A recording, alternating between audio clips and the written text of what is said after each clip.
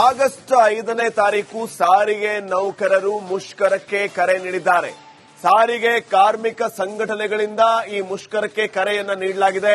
ಸಾರಿಗೆ ನೌಕರರ ಬೇಡಿಕೆ ಈಡೇರಿಸದ ಸರ್ಕಾರದ ವಿರುದ್ಧ ಪ್ರತಿಭಟನೆಯೊಂದೇ ದಾರಿ ಅಂತ ಹೇಳಿ ಪ್ರತಿಭಟನೆಗೆ ಸಜ್ಜಾಗಿದ್ದಾರೆ.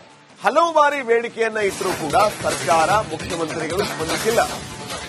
2 ವಾರ ಕಳೆದರೂ ಕೂಡ ಸಭೆ ಕರೆಯದ ಹಿನ್ನೆಲೆ ಆಗಸ್ಟ್ 5ನೇ ತಾರೀಕು ಮುಷ್ಕರಕ್ಕೆ ಒಕ್ಕೂಟ ನಿರ್ಧಾರ ಮಾಡಿದೆ. ಹಲವು ಬಾರಿ ಬೇಡಿಕೆಯನ್ನ ಕೊಟ್ವಿ, ಬೇಡಿಕೆ ಈಡೇರಲಿಲ್ಲ. ಈ ಬಗ್ಗೆ ತಲೆನೂ ಕೆಡಿಸ್ಕೊಳ್ತಾ ಇಲ್ಲ.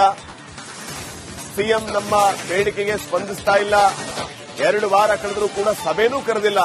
ಹೀಗಾಗಿ ನಾವು ಮುಷ್ಕರಕ್ಕೆ ಅನಿವಾರ್ಯವಾಗಿ ಮುಂದಾಗ್ತಾ ಇದ್ದೀವಿ. 5ನೇ ತಾರೀಕು ಮುಷ್ಕರ ಮಾಡ್ತೀವಿ ಅಂತ ಸಾರಿಗೆ ನೌಕರರ ಒಕ್ಕೂಟ ನಿರ್ಧಾರ ಮಾಡಿದೆ.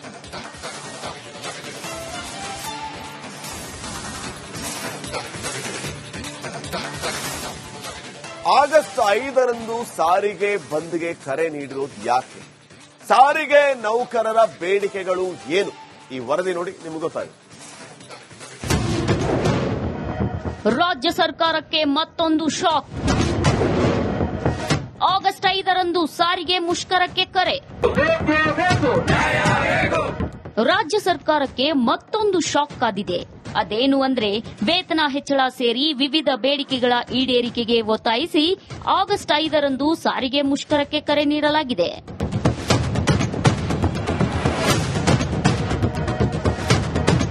ಹಲವು ಬಾರಿ ನಮ್ಮ ಬೇಡಿಕೆಗೆ ಸಕಾರಾತ್ಮಕವಾಗಿ ಸಿಎಂ ಸ್ಪಂದಿಸಿಲ್ಲ ಅಂತ ಕರ್ನಾಟಕ ರಾಜ್ಯ ರಸ್ತೆ ಸಾರಿಗೆ ನಿಗಮಗಳ ಕಾರ್ಮಿಕ ಸಂಘಟನೆಗಳು ಪ್ರತಿಭಟನೆಯ ಎಚ್ಚರಿಕೆ ನೀಡಿದೆ.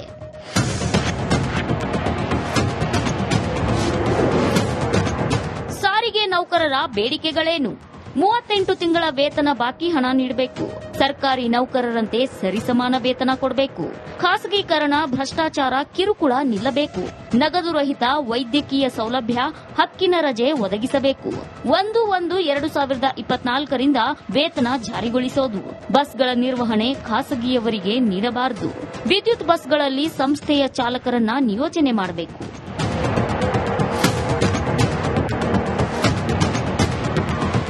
ಸಾರಿಗೆ ನಿಗಮಗಳ ಕಾರ್ಮಿಕ ಸಂಘಟನೆ ಜಂಟಿ ಕ್ರಿಯಾ ಸಮಿತಿ ಮುಷ್ಕರಕ್ಕೆ ಕರೆ ನೀಡಿದ್ದು, ಇಂದು ಮಧ್ಯಾಹ್ನ 3 ಗಂಟೆಗೆ ಮಲ್ಲೇಶ್ವರದ ಎಐಟಿಯುಎಸ್ ಕಚೇರಿಯಲ್ಲಿ ಪ್ರೆಸ್ ಮೀಟ್ ನಡೆಯಲಿದೆ.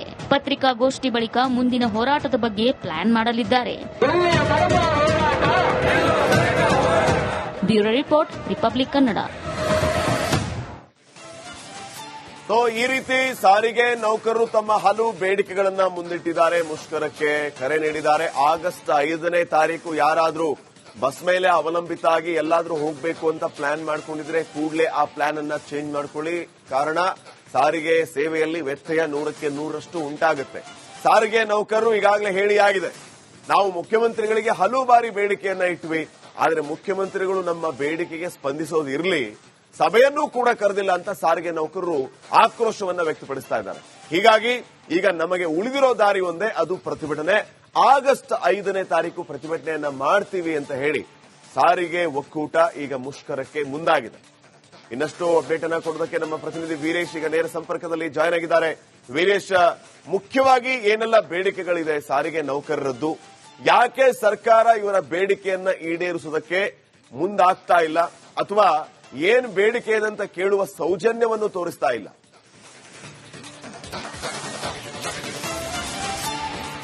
ಶ್ರೀಪಾದ್ ಪಾಟೀಲ್ ಕಳೆದ ವರ್ಷ ಸಾರಿಗೆ ಮುಷ್ಕರಕ್ಕೆ ಕರೆ ಕೊಟ್ಟಿದ್ರು. ಒಂದ್ ಕಡೆ ಸಿಎಂ, ಡಿಸಿಎಂ ಭರವಸೆಯಿಂದ ಮುಷ್ಕರವನ್ನು ವಾಪಸ್ ಪಡೆದುಕೊಂಡಿದ್ರು.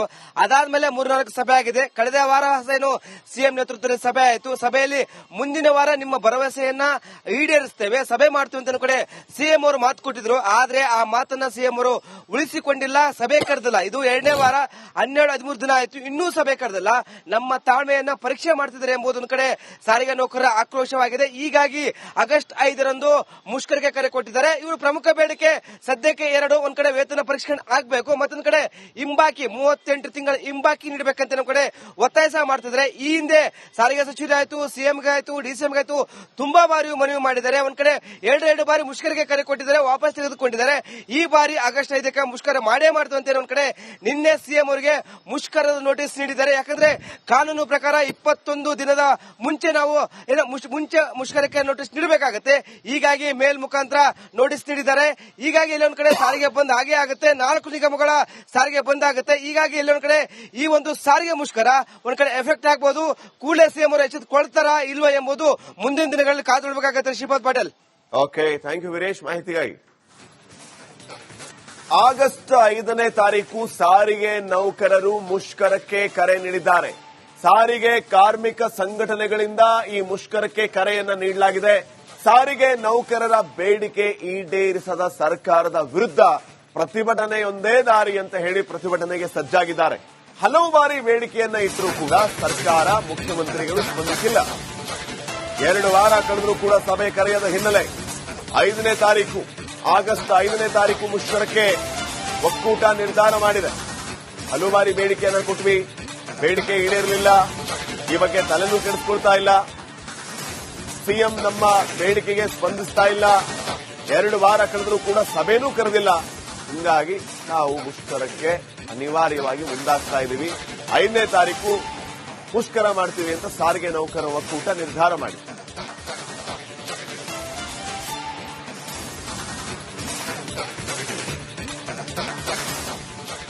ಆಗಸ್ಟ್ 5ರಂದು ಸಾರಿಗೆ ಬಂದ್ಗೆ ಕರೆ ನೀಡಿರೋದು ಯಾಕೆ? ಸಾರಿಗೆ ನೌಕರರ ಬೇಡಿಕೆಗಳು ಏನು? ಈ ವರದಿ ನೋಡಿ ನಿಮಗೆ ಗೊತ್ತಾಗುತ್ತೆ. ರಾಜ್ಯ ಸರ್ಕಾರಕ್ಕೆ ಮತ್ತೊಂದು ಶಾಕ್. ಆಗಸ್ಟ್ 5ರಂದು ಸಾರಿಗೆ ಮುಷ್ಕರಕ್ಕೆ ಕರೆ. ರಾಜ್ಯ ಸರ್ಕಾರಕ್ಕೆ ಮತ್ತೊಂದು ಶಾಕ್ ಕಾದಿದೆ. ಅದೇನು ಅಂದ್ರೆ ವೇತನ ಹೆಚ್ಚಳ ಸೇರಿ ವಿವಿಧ ಬೇಡಿಕೆಗಳ ಈಡೇರಿಕೆಗೆ ಒತ್ತಾಯಿಸಿ ಆಗಸ್ಟ್ 5ರಂದು ಸಾರಿಗೆ ಮುಷ್ಕರಕ್ಕೆ ಕರೆ ನೀಡಲಾಗಿದೆ.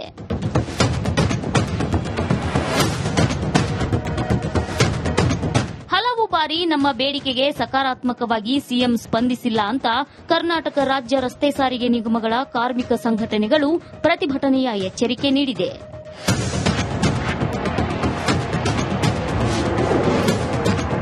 ಸಾರಿಗೆ ನೌಕರರ ಬೇಡಿಕೆಗಳೇನು?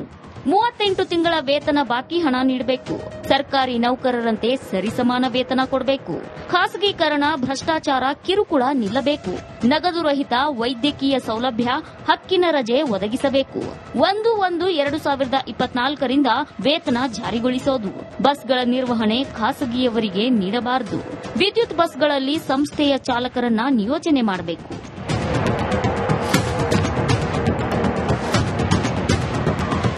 ಸಾರಿಗೆ ನಿಗಮಗಳ ಕಾರ್ಮಿಕ ಸಂಘಟನೆ ಜಂಟಿ ಕ್ರಿಯಾ ಸಮಿತಿ ಮುಷ್ಕರಕ್ಕೆ ಕರೆ ನೀಡಿದ್ದು, ಇಂದು ಮಧ್ಯಾಹ್ನ 3 ಗಂಟೆಗೆ ಮಲ್ಲೇಶ್ವರದ ಎಐಟಿಯುಎಸ್ ಕಚೇರಿಯಲ್ಲಿ ಪ್ರೆಸ್ ಮೀಟ್ ನಡೆಯಲಿದೆ. ಪತ್ರಿಕಾಗೋಷ್ಠಿ ಬಳಿಕ ಮುಂದಿನ ಹೋರಾಟದ ಬಗ್ಗೆ ಪ್ಲಾನ್ ಮಾಡಲಿದ್ದಾರೆ. Bureau report, republic Kannada. ಈ ರೀತಿ